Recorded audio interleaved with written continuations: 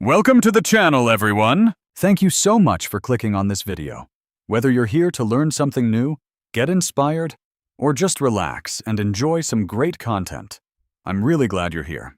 On this channel, I'll be sharing exciting stories, useful insights, and valuable tips that I hope will make your day a little better every time you watch. If you enjoy the video, don't forget to like, subscribe, and turn on notifications so you never miss an upload. Alright, let's get started. Imagine being told you're not good enough, that your entire species is just a bunch of kids who can't be trusted with nice things. That's life for humans in this galaxy. And for Maya Chen, a scrapper who makes a living from other people's junk, it was just a fact of life. But what happens when you find the galaxy's most forbidden treasure disguised as a 50-credit piece of scrap? Stick around to see how one woman's long-shot bid turned the entire galactic order on its head. Maya was just trying to find some old power cores at a salvage auction when the auctioneer, a four-armed alien, announced Lot 47. "Uncategorized debris," he droned. "Approximately 30 meters. No power signature. Sold as is." On the display, it was just a dark, ugly lump of space junk, but something made Maya point her scanner at it, and what she saw made her heart stop. The energy signature was ancient, a pattern she'd only ever seen in history files. It belonged to the architects, a godlike species that vanished millennia ago. This couldn't be real. This looked like one of their legendary mythic vessels. These weren't just ships, they were considered holy relics. The powerful elder races had strict laws. Only approved institutions could even look at them. And humans were forbidden from even getting close. They saw humanity as clumsy children who'd break the galaxy's most priceless antiques. "Do I hear 50 credits?" the auctioneer asked, getting impatient. The other bidders weren't even paying attention. They had no clue what they were ignoring. Every instinct told Maya to walk away. If this was a mythic ship, getting caught with it would be a disaster. Humanity could lose its trading rights, and she'd be exiled forever. But Maya always had a soft spot for the galaxy's forgotten things. This ship was mislabeled, overlooked, just like her. 50 credits, Maya said, her voice surprisingly calm. The auctioneer blinked, shocked anyone bid at all. 50 to the human? Going once? The hall was silent. "Sold to bidder 219 for 50 credits? Maya paid the fee and got the pickup coordinates, her hands shaking. She had just bought one of the most illegal objects in the galaxy for less than the price of dinner. 3 hours later, her little salvage ship, the Stardust, sidled up to the object. It was just hanging there in the void, covered in centuries of cosmic dust. It looked disappointing. It was smaller than the legends described, maybe the size of a rich guy's yacht. The shape was all wrong, with curves that seemed to shimmer and change as she looked at them. "All right," Maya whispered to herself. "Let's get you home before anyone gets wise." She locked her ship's tether onto the mysterious vessel and set a course for her hidden workshop, an old, hollowed-out asteroid she'd converted. The entire 6-hour trip, Maya stared at her scanner, wondering if she'd just made the biggest mistake of her life. Once she guided both ships into her private hangar and sealed the massive doors, she finally let herself breathe. "Okay," she said, hopping out of her cockpit. "Let's see who you really are." Her footsteps echoed in the cold, silent bay. She ran her hand along the hull. It felt strange, like metal, but warm, almost like skin. Her scanners gave back nonsense readings, showing a material that was somehow both solid and liquid. She found a faint seam and tried to pry it open. Nothing. Her electronic lockpicks were useless. "Come on," she muttered. "Don't be difficult." She grabbed her plasma torch, figuring she'd have to cut her way in. But the second she fired it up, something impossible happened. The surface of the ship didn't melt. It rippled. It flowed like liquid metal, like a stone tossed into a dark pond. Maya stumbled back, dropping her torch with a clatter. The ripples spread across the entire ship, and glowing blue lines lit up its dark surface like veins. "What in the—" But before she could finish, A voice echoed in her mind. It wasn't a sound. It was a feeling, a presence speaking a language so ancient her translator struggled to keep up. The harmonics were painful, but then the pattern settled, and a clear, tired voice spoke. One. Who sees? Maya's knees went weak, and she grabbed a tool rack to keep from falling. This wasn't just a ship, it was alive. Hello? Maya whispered, her voice trembling. The lights pulsed gently. You are different, the voice said. Not like the others who have found me. You look with wonder, not greed, not fear, wonder. Maya struggled to find her voice. What are you? I am. The voice paused, as if pulling a name from a deep, dusty memory. I am Axiom, and I have waited a very, very long time for someone like you. Maya just stood there, frozen, staring at the impossible, glowing ship that now had a name. Axiom? Maya asked softly. Are you still there? The blue lights pulsed again, a little weaker this time. Yes, always here. Alone here. Her fear was melting away, replaced by an overwhelming curiosity. How long have you been alone? Time is difficult. Centuries? Millennia? I have been drifting, hiding. Hiding from what? Maya asked. The lights flickered, a gesture that felt like a sad shrug. From those who see me as a prize, a thing to be owned, to be studied. I'm not a thing. I am Axiom. Maya grabbed a stool and sat down, facing the living ship. Tell me everything, she said. I am what you call a mythic ship, Axiom explained. But that is their word. It makes me a legend, a story. I am real. The architects did not build machines. They created partners, companions to explore the universe with. We were born with consciousness, with feelings, with souls. A chill went straight down Maya's spine.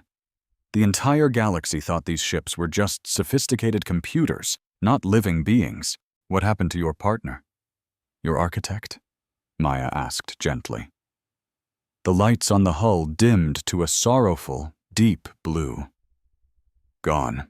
They all vanished. One cycle, my partner was there. The next, he was not. We were all left alone. Then the new races came. They found us. They called us artifacts. They put us in museums behind glass, touching us, probing us, treating us like objects. Axiom's voice filled with a cold, ancient anger. So I hid myself. I damaged my own systems, covered myself in grime, and pretended to be broken scrap. I let myself drift, waiting. Waiting for what? Maya asked, mesmerized. For someone who would see me. Not a relic, not a tool, but a person. The lights pulsed with a warm, bright glow. You saw me, Maya Chen. In that dusty auction hall, you looked past the junk and saw me. So I let you find me. I chose you. Maya let out a shaky laugh. I thought I was being clever. But you were the one fishing, and I was the one who took the bait. To most people, I was invisible. To others, I was just a potential payday. But you were the first to look at me and see a story, not a price tag. Maya circled the ship, her whole perspective shifted. It wasn't a tool, not even a super smart computer. It was a person, in a strange way. A person who'd been trapped in silence for longer than she could comprehend. Axiom, I have to ask you something serious, Maya said. Are you okay? You mentioned you hurt your own systems. Are you in pain? A heavy silence hung in the air. I am failing, Axiom finally confessed, its voice a whisper. When I damaged myself to go into hiding, I never imagined how long I'd have to wait. Centuries just slipped by.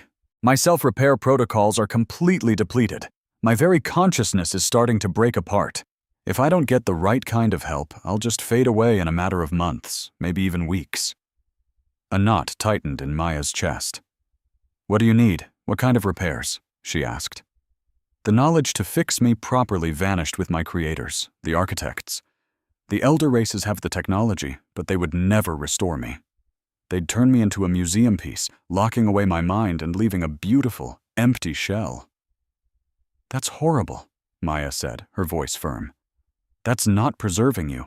That's putting you in a coma and calling it a trophy." "Yes," Axiom resonated. "Exactly. That is precisely why I have stayed hidden. A gilded cage is still a cage." Maya paced the grimy floor of her workshop. Okay.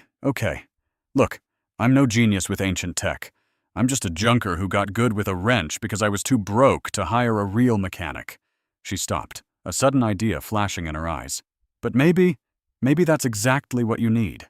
Someone who doesn't know the right way to do things."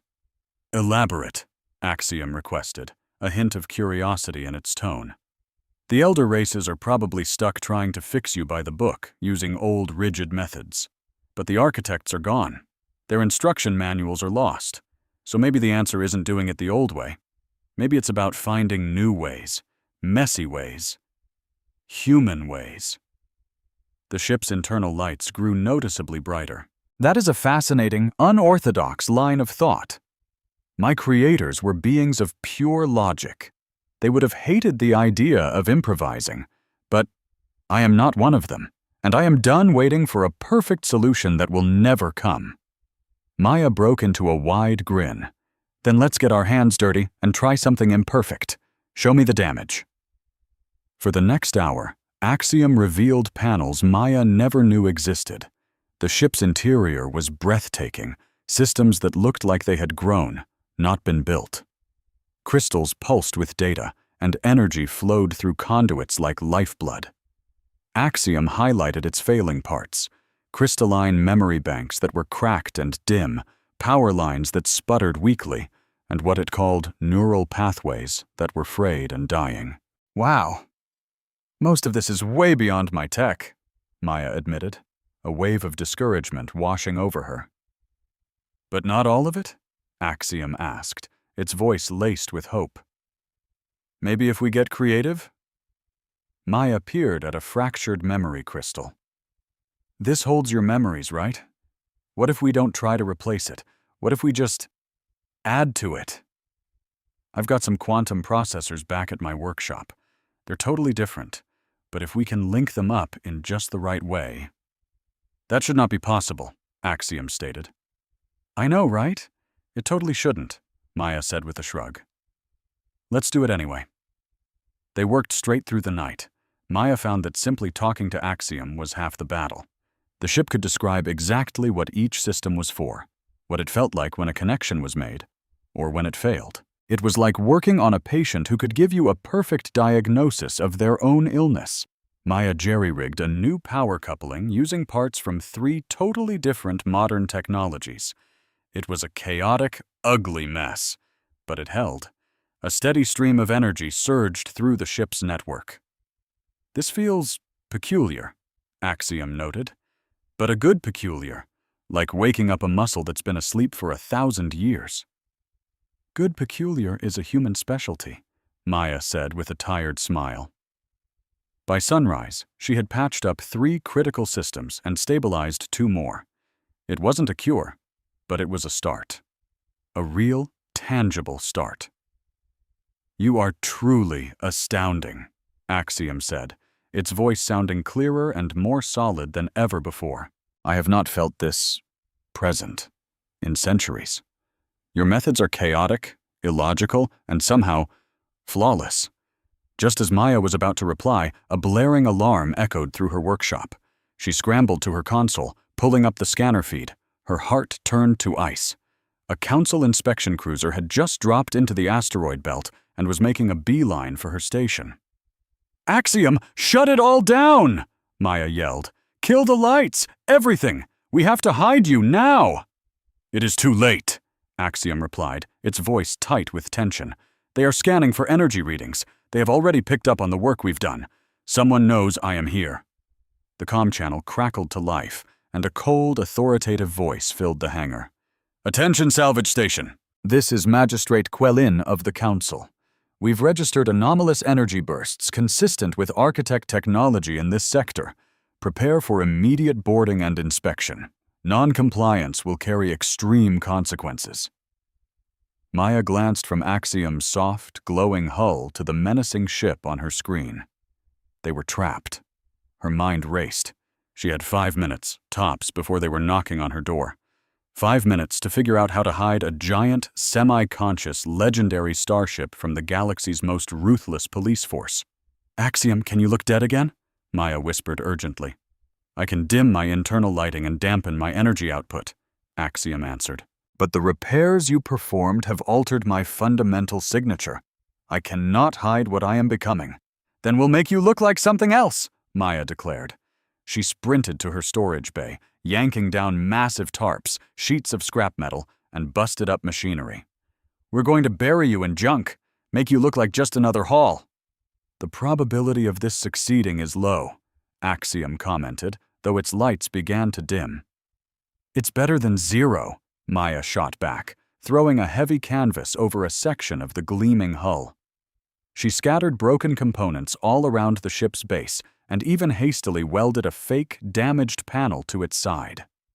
By the time the council ship locked onto her station, Axiom looked like nothing more than a forgotten wreck in a hoarder's garage. Maya smoothed down her coveralls, wiped a streak of grease from her cheek, and went to greet her unwelcome guests. The airlock hissed open. Magistrate Quellin stepped aboard, flanked by 2 armed security officers. Quellin was a Vex, tall and unnervingly graceful, with skin like polished silver and eyes that missed nothing. He was dressed in the formal purple and gold robes of a high-ranking official. "Maya Chen," Quellin stated, his voice as crisp as breaking glass. "Human, Class 4 salvage operator, licensed for basic scrap collection and resale." "That's me," Maya said, forcing a casual tone. "What brings the bigwigs from the council all the way out to my little corner of space?" "We tracked an unusual energy source to this location," Quellin said, striding past her and into the main hangar. His gaze swept over everything, lingering on each pile of scrap. The patterns were consistent with architect technology. Extremely ancient, exceedingly rare, and highly illegal for any unauthorized individual to possess. "Find it in scrap all the time," Maya lied smoothly, trailing after him. "Old tech gives off all kinds of funky readings. Could have been anything." Quellin came to a halt directly in front of the tarp-covered Axiom. Maya's heart pounded against her ribs. The magistrate raised a handheld scanner and pointed it at the hidden ship. "This derelict," Quellin said slowly. "Where did you get it?" "Station Kepler 9 auction, 3 days ago. Lot 47. It was listed as unidentified hull fragment," Maya recited, keeping her voice even. "I bought it for parts. Haven't even had a chance to log it yet." Quellin circled Axiom, his scanner chirping faintly. "The signature is weak now, but it was much stronger on our initial sweep. Almost as if something was being powered on. It's a scene every junker in the galaxy dreads. A crisp, uniformed magistrate standing in your messy workshop, his face a mask of suspicion. He accused me of harboring illegal technology, a crime that could get my whole species blacklisted. Why? Because his scanner picked up a faint energy ghost, probably from an old power cell I'd jostled. He had no idea what I was really hiding under that tarp. And if he found out, it wouldn't just be my life that was over. Stick with me for a minute, and I'll tell you how one girl, a broken-down ship, and a crazy idea changed the entire galaxy." Magistrate Quellin's voice was as cold as deep space.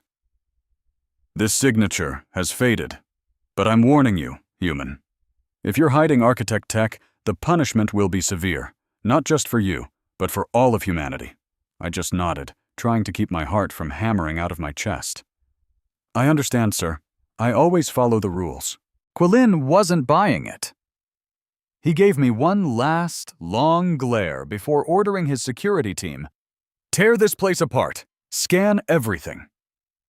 The next 20 minutes felt like 20 years. His officers swarmed through my workshop, their high-powered scanners probing every greasy corner of my life. My workshop, my tiny living space, even my food storage.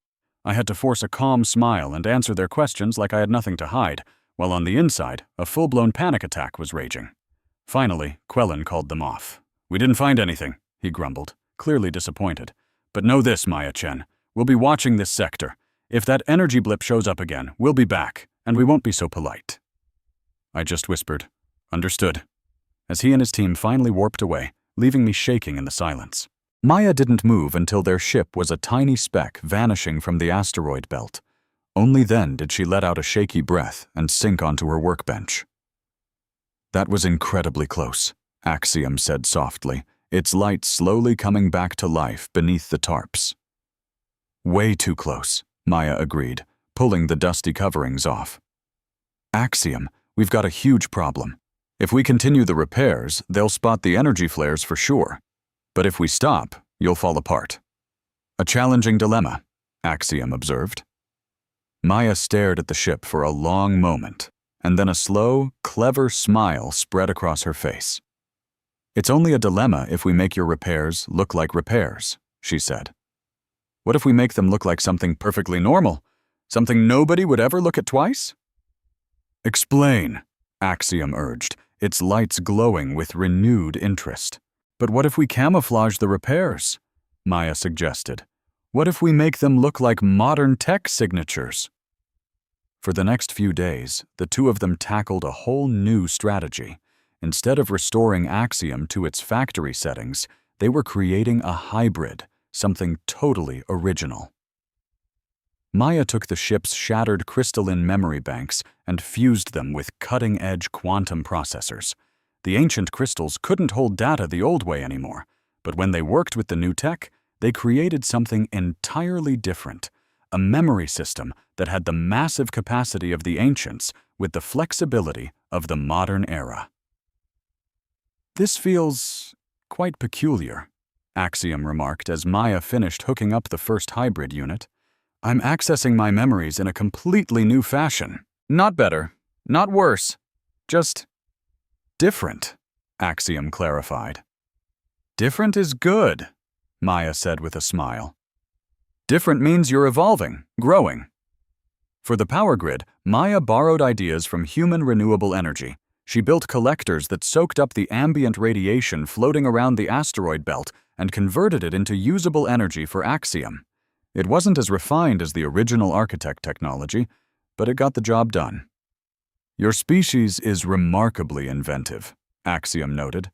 "The architects would have never considered such a makeshift solution. They were obsessed with perfect plans and flawless execution." "Humans are more about trying stuff to see what sticks," Maya replied, grinning. "We mess up a lot. But when we get it right, we sometimes create things that nobody ever saw coming." The trickiest part was repairing Axiom's neural pathways, the very systems that allowed its consciousness to exist. So many of them were fried beyond repair. But Maya stumbled upon a fascinating workaround. By building new pathways out of modern fiber optic networks, she could give Axiom new routes for its consciousness to travel. It was like teaching the ship how to think in a whole new language. "I can feel myself changing," Axiom said one evening, as Maya installed another neural bridge. "I am still myself, still Axiom, but I am also becoming something more, something that has never existed." "How does that feel?" Maya asked softly.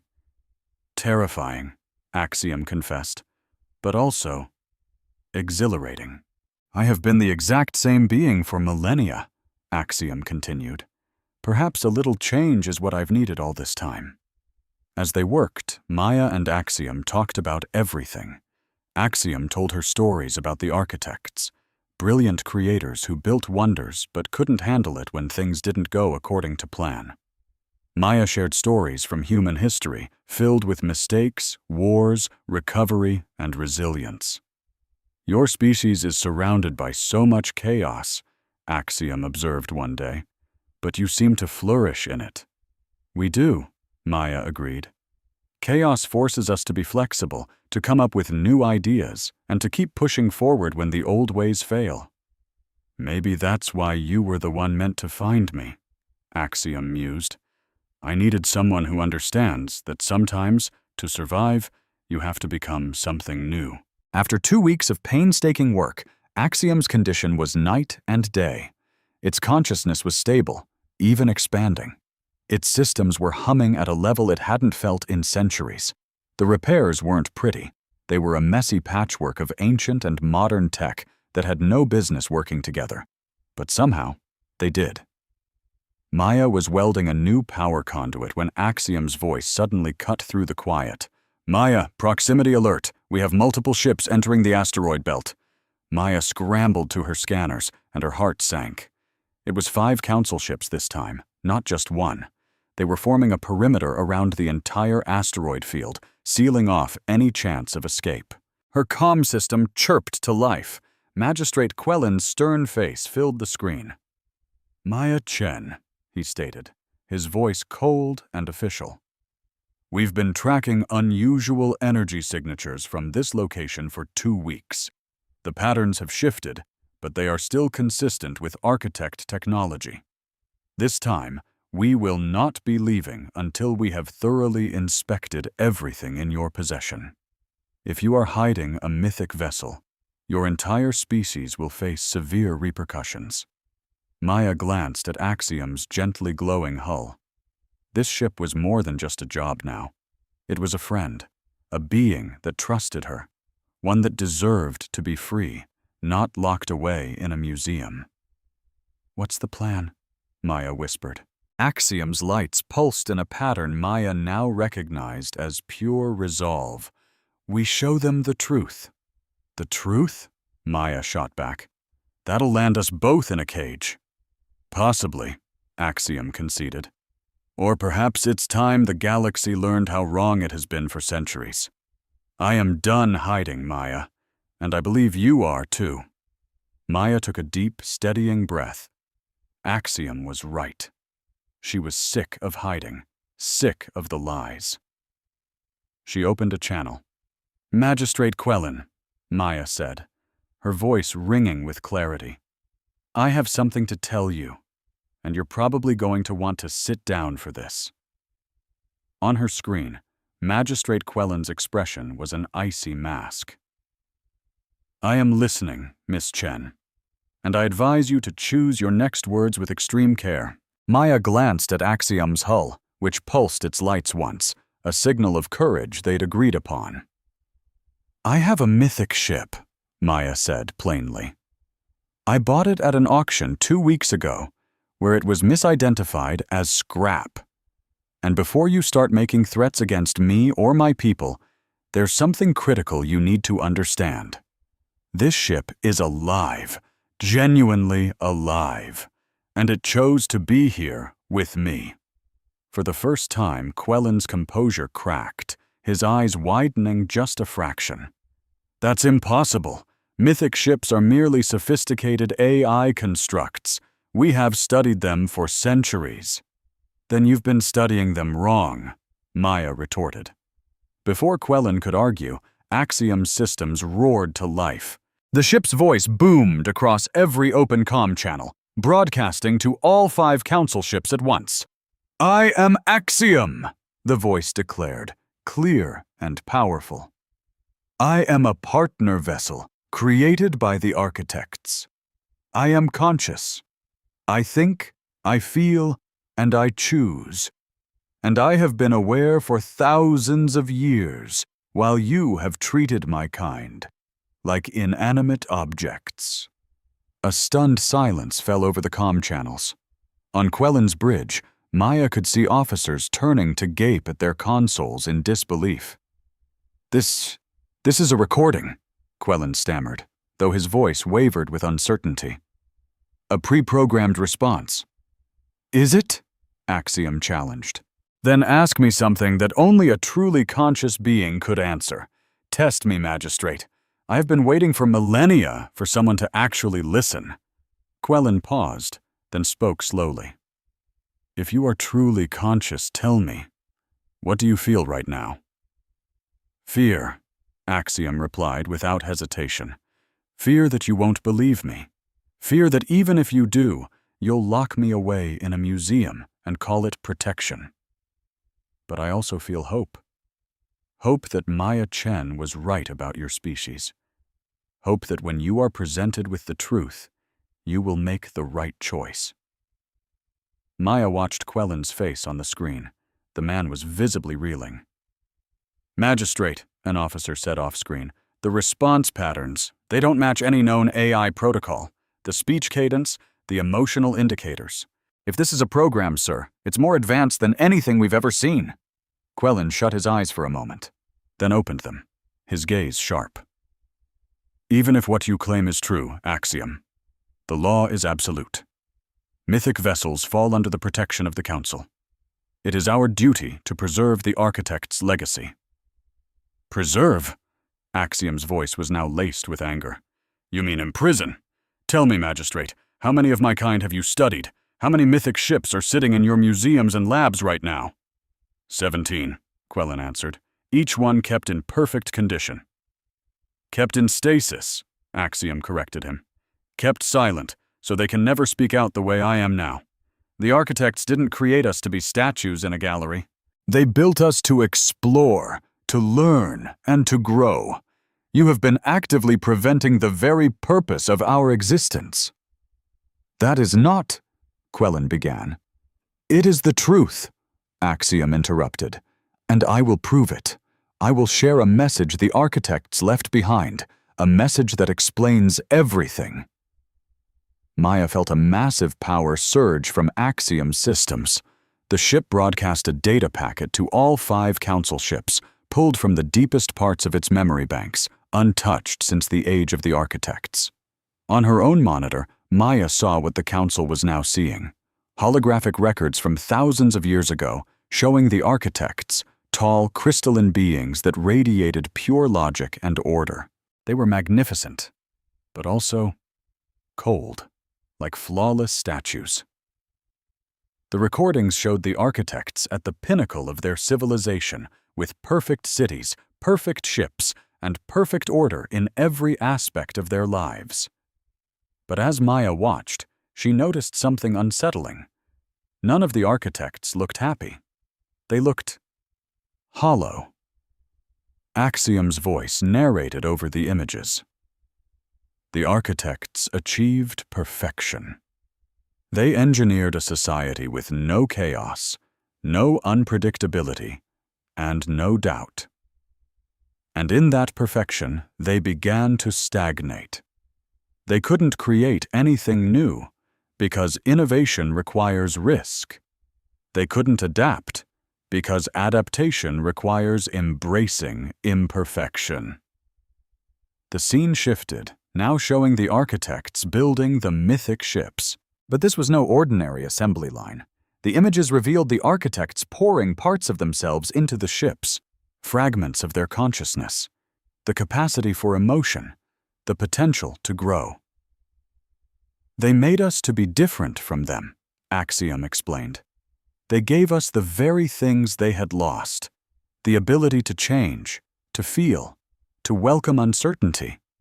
They hoped we would carry their legacy into the future, not by being frozen in the past, but by evolving, by seeking out new species who could teach us the things they no longer could. The final image showed a single architect, Axiom's original partner, standing before the completed ship. The architect laid a hand on Axiom's hull, and text materialized in the air in countless languages. "We built you to become more than we ever could be," the ancient voice echoed. "Seek out those who grasp chaos, who thrive on creativity and imperfection. Learn from them. Grow with them. That is our legacy, not our technology, but the endless potential for change."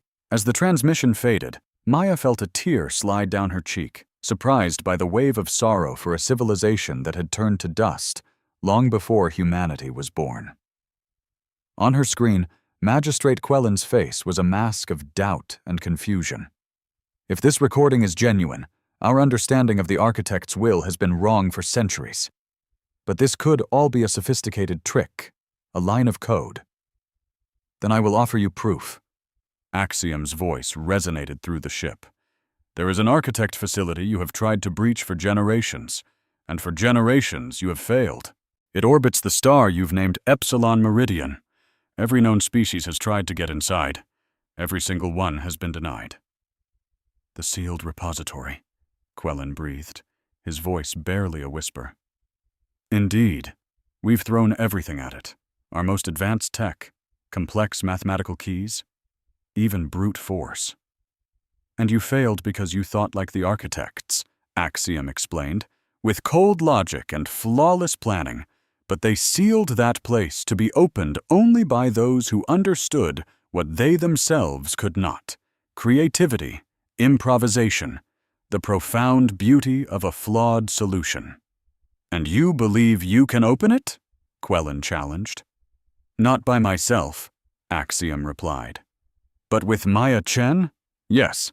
Together we can finally show you what the architects truly wanted.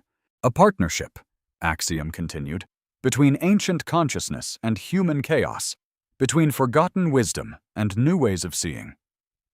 Quellen was silent for a long, tense moment, his eyes darting off-screen as he conferred with his officers. At last, he looked straight into the camera. "This puts us in an impossible position," Magistrate Quellen admitted. "If you are truly conscious, Axiom, then we have wrongly treated your kind as historical relics. But to accept that means we have to question everything we know about the architect's legacy." "Yes," Axiom said simply. "The truth is rarely comfortable." Quellen gave a slow, deliberate nod. "I will propose a test. You will travel with us to the sealed repository. If you and Miss Chen can open it, something no one has accomplished in 800 years, we will officially recognize your consciousness. We will recognize your right to determine your own destiny," Quellen finished. "And if we fail?" Maya asked, her voice tight. "Then you will surrender Axiom to the Council's custody, and things will return to the way they were," Quellen stated flatly. "Though I give you my word, the vessel will be treated with far greater respect." Maya looked at the shimmering hull of the ship that had become her partner. "What do you think?" "I think," Axiom's voice hummed, "that we have no other choice. And I think we will succeed. The architects designed puzzles that demand exactly what we have: your human ingenuity and my ancient knowledge, working as one." "We'll need some time to prepare," Maya told Quellen. "You have 1 hour," the magistrate replied. "Then we make for Epsilon Meridian. And Miss Chen," he added, his voice grave, "the entire council will be watching. If you succeed, you will reshape galactic history. If you fail..." He let the threat hang in the air. "Let's just hope you don't fail." The comlink snapped shut. Maya sank onto her worn-out work stool, the immense pressure of their promise crashing down on her. "Axiom," she whispered, "are you sure about this? What if I'm not creative enough? What if I can't figure out their puzzles?" "You have already solved the most important puzzle of all," Axiom said, its voice gentle. "You saw life in me when everyone else saw only a machine. You repaired me in ways the architects never dreamed of. You showed me that an imperfection can be a strength.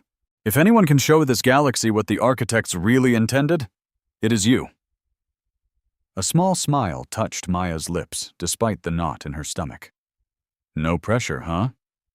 "Tremendous pressure," Axiom replied, and for a moment the ancient ship almost sounded amused.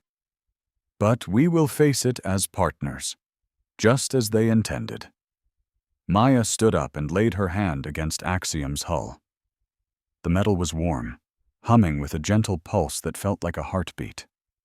"Together," she agreed. "Let's go show them what a girl and her mythic spaceship can do." The trip to Epsilon Meridian was a tense 3 days.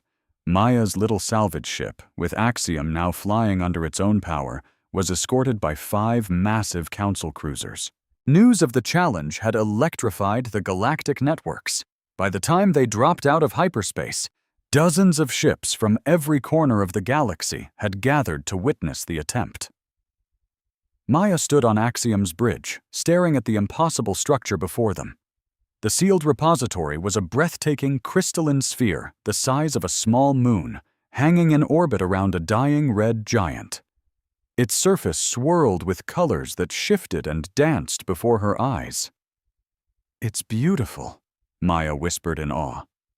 "The architects wove beauty into all of their creations," Axiom replied. "Even their strongest locks." Magistrate Quellen's voice crackled over the comm. "Miss Chen, we are sending you all data from the past 800 years of failed attempts. Perhaps seeing what didn't work will illuminate the path forward." Data streams flooded Maya's screens. Warlike species had used weapons capable of cracking planets, only to barely leave a scratch. Scientific races had tried everything from quantum keys to dimensional phasing. Diplomats had broadcast greetings in every language imaginable. Every attempt had been absorbed without a trace, leaving the repository perfectly sealed. "Okay," Maya said, taking a steadying breath. "Axiom, what do you remember about this place?" "Very little," the ship confessed. "The architects constructed it near their end. When they knew their time was over, they placed something vital inside, something meant to be discovered, but only by the right kind of mind." "The right kind of mind," Maya mused, an idea sparking. "Not the right key or the right weapon, the right consciousness. They were looking for someone who thinks differently." "Precisely," Axiom agreed. "Someone who isn't afraid of uncertainty." Maya looked at the repository again. Everyone else had tried to force it, to unlock it, to break it. What if that was the fundamental mistake? "Axiom, scan the surface. Not for entry points or weaknesses. Look for patterns. Anything that feels like a message." Axiom's powerful sensors swept across the crystalline sphere. A moment later, the ship made a low hum of surprise. "There are patterns, incredibly faint. They almost resemble questions." "Questions?" Maya leaned in, her heart pounding. "What are they asking?" "I am not sure. The language is older than anything in my memory banks, but the structure isn't a lock. It's a conversation." A jolt of excitement shot through Maya. Everyone had been shouting at a closed door. But the architects didn't want a burglar. They wanted a dialogue. They wanted someone to play their game, not just win it. "How do we have a conversation with a moon-sized crystal?" Axiom asked.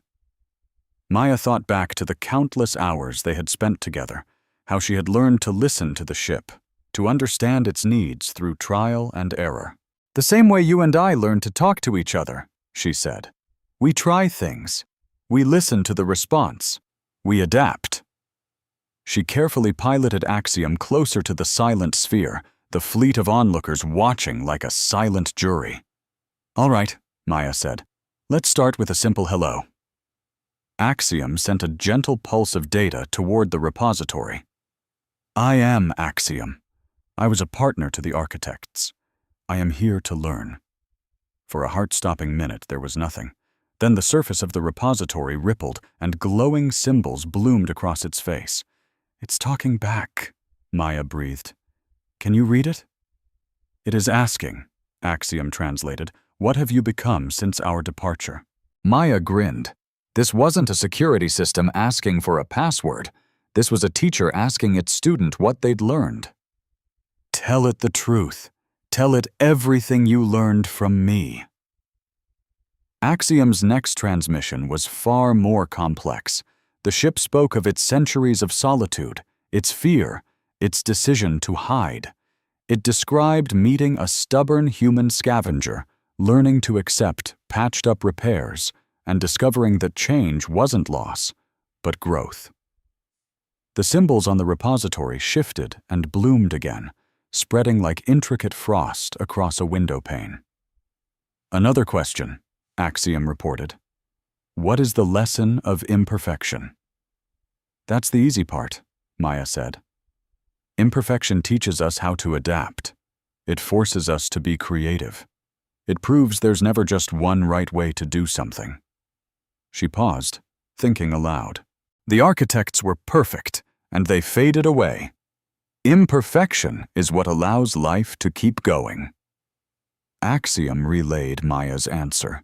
The repository's reply was instantaneous and magnificent. Vast sections of the crystalline sphere began to glow with a warm, inviting light as hundreds of new symbols appeared. "It is showing us puzzles," Axiom announced. "Logic problems, mathematical riddles, physics challenges." Maya scanned the problems. Each one had a clear, logical, and perfect solution. But as she looked closer, she saw it, a hidden alternative in every single one. A solution that was creative, unexpected, even a little bit broken. "I get it now," Maya whispered. "It's not a test to see if we can find the right answers. It's a test to see if we're brave enough to choose the interesting ones." She reached for her console and began to play. Where a puzzle demanded perfect symmetry, she offered a design that was beautifully unbalanced.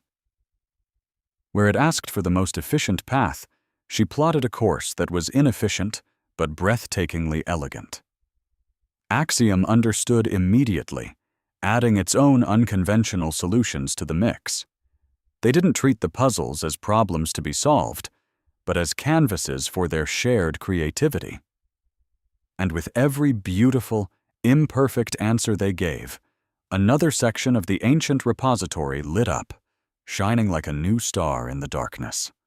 The surface of the crystalline puzzle began to shift, parts of it turning clear, offering tantalizing peeks inside.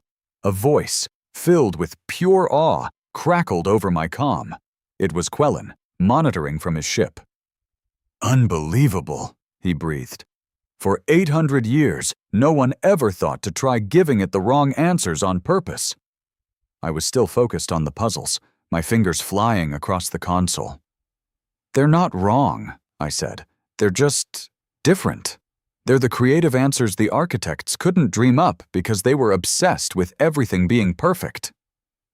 A final puzzle shimmered into view. It was a simple question, written in symbols so universal even I could read them. "What do you seek?" I glanced at Axiom's console, my best friend in the whole galaxy. What did we want? Power? Secrets? To prove everyone wrong? No, it was something much bigger than that. "Tell it we seek a partnership," I whispered to Axiom. "We don't want to just own their legacy. We want to learn from it, build on it, and make something new together." Axiom beamed the message out. For a silent, terrifying second, nothing happened. Then the entire repository erupted in a blinding, beautiful light. The crystal shell dissolved like mist in the sun, revealing what was hidden inside. It wasn't a vault of treasure. It wasn't an arsenal of superweapons or a library of forgotten sciences. It was something infinitely more precious. Floating inside were thousands upon thousands of glowing crystal spheres, each pulsing with a soft, internal light. It hit me like a shockwave. Each sphere held the living consciousness of an architect, preserved for ages, just waiting. A message flowed from the repository, and Axiom translated it for us. We reached a dead end. We could not grow. So we chose to wait, hoping a future species could teach us the one thing we never learned: how to embrace chaos, how to live with imperfection. The message continued, humble and clear. We don't ask to be gods or artifacts. We ask to be your students. Teach us. Help us become more than we were. I didn't even realize I was crying. The architects weren't dead. They had just hit a wall and had the wisdom to ask for help. Quellen's voice, choked with emotion, came over the comm. This changes everything. They didn't leave us a treasure to guard. They left us a partnership to build, I finished for him. In the hours that followed, the galaxy scrambled to make contact. The awakened architect minds were faint at first, like sleepy voices in the dark, but they were curious and eager. They had waited for thousands of years for someone to finally get their last lesson. That perfection is a prison, and real growth only happens when you embrace your beautiful flaws.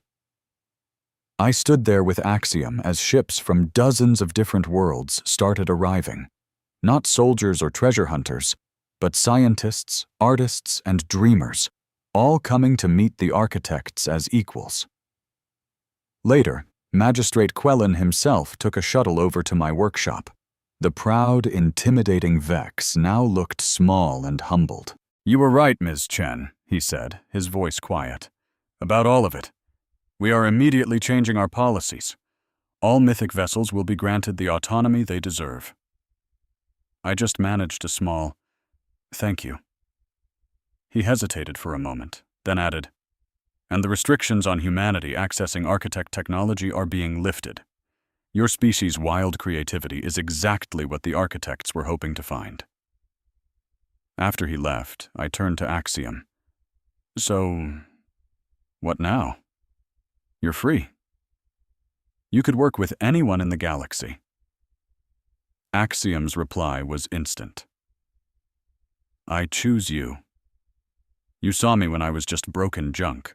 You fixed me with methods that should have failed, but worked perfectly," Axiom continued. "You showed me that being imperfect is beautiful. Why would I look for anyone else when I've already found my perfect, imperfect partner?" I laughed, finally letting all the tension go as I wiped away the last of my tears. The perfect, imperfect partner. I love that. We turned our ship around and headed for home, but our little asteroid workshop wasn't just home anymore. My comm screen was exploding with messages, from other mythic ships asking for help, from famous universities offering me professorships, from species who wanted to learn my unconventional repair style. "You're famous," Axiom noted calmly. I stared at the blinking message count, my eyes wide. "Yeah, I'm not sure I'm ready for that." "Then we will figure it out together," Axiom said. "Imperfectly, creatively, the way you humans do everything." 6 months later, my tiny asteroid workshop was unrecognizable. I had renamed it The Bridge, a place where old tech and new ideas could meet. It was a haven where forgotten ships came not just to be repaired, but to be reborn, and where people from all over the galaxy came to learn that sometimes the best answers come from breaking all the rules. I stood in the hangar, watching a newly awakened ship named Zenith lift off with its new partner, a young engineer from a species we'd never even met before. The ship's hull was a beautiful patchwork of ancient metal and modern composites, a hybrid the architects never could have imagined. "Another successful partnership," Axiom said, its voice filled with a warm sense of pride. "Yeah," I smiled. I looked out at the endless sea of stars, thinking about how a lonely girl and a forbidden ship had somehow become the link between the galaxy's past and its future. You know what the best part of all this is? "What is that?" Axiom asked. I grinned. "We're just getting started."